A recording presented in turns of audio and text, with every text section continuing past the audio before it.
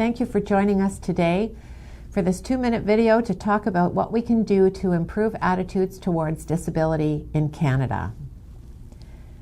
We are in an exciting place in Canada today, on the cusp of having legislation to provide a framework for accessibility for people with disabilities. The government's own white paper entitled "What Does an Accessible Canada Mean to You?" says legislation is only a part of the answer. Accessibility has to become part of our everyday thinking. The government has challenged us to bring forward collaborative models that lead to a sustained culture change within organizations in relation to disability. And so our challenge today is to think about what works and what doesn't work, and to summarize the evidence from the literature on attitudes towards disability. But let's begin by saying what we mean by an attitude. An attitude is a learned idea that grows out of our socialization and experience. We're not born with our attitudes. We acquire them through socialization by our parents, our peers, the media, even strangers. An attitude represents a response towards a person, place, or thing. In other words, an attitude has an object. And in the case of attitudes towards people with disabilities, it's disabled people themselves that are the object that attitudes are responding to. Attitudes include an element of evaluation, typically either positive or negative. And that evaluation is usually discernible. Even if we think that we're being very clever and keeping it to ourselves, others can usually detect the positive or negative slant of that attitude. What works and what doesn't work? Think of the two strategies that immediately come to your mind when you imagine changing attitudes towards disability. And I'm going to suggest to you that you may be surprised to discover that they don't work. There are two things that we very often think of, and they are public awareness campaigns and simulations. And the literature is robust that neither of those things work. Public awareness campaigns, billboards, social media campaigns, public service announcements typically allow people to distance themselves from the message and to say, well, yes, of course I believe that, but that's meant for other people, not for me. Simulations are the other approach to changing attitudes that have been shown with some degree of definitiveness not to work. They typically backfire. They typically leave the person who has spent a day in a wheelchair or spent a day with noise-canceling headphones, simulating deafness, typically leave them feeling frustrated, alienated, left out, a whole lot of negative emotions. What they don't account for is the fact that people with disabilities have all kinds of coping resources for dealing with the situations that we encounter in a simulation when we are unprepared for it.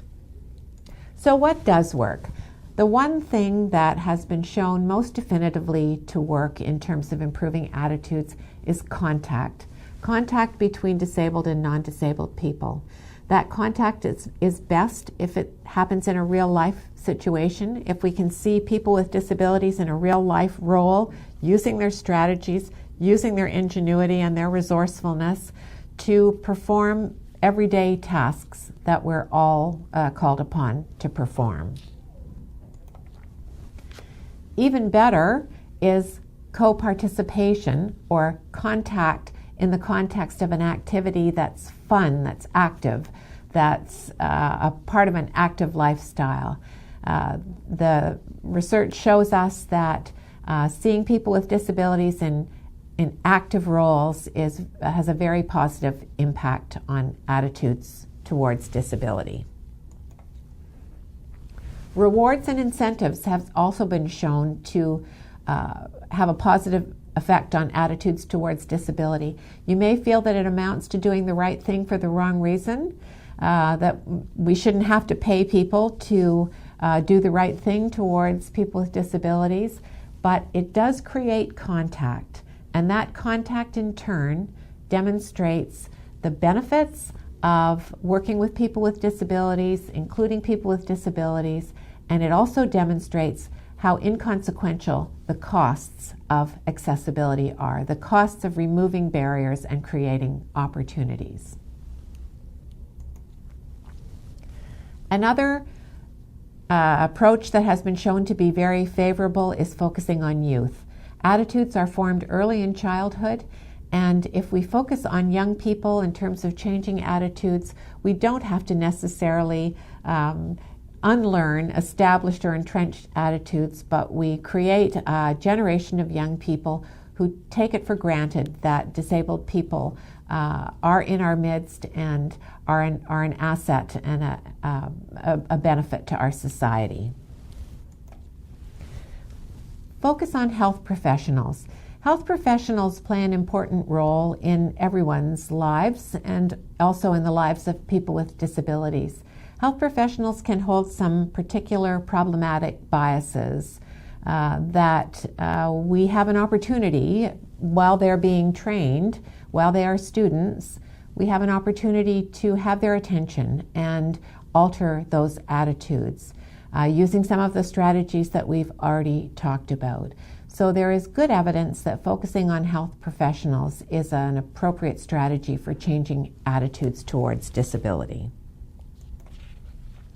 Finally, a strategy called discrepancy awareness or meta-awareness involves engaging in exercises that catch people out in their implicit negative attitudes. They're very carefully constructed scenarios that allow us to demonstrate to people that in fact their attitudes may not be all that they think they are.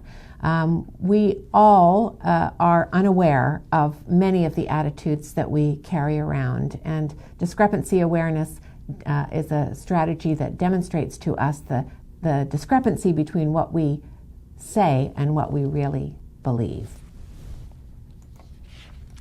Our overall aims in changing attitudes towards disability are to increase our sense of empathy or understanding towards people with disabilities and decrease our fear and social anxiety.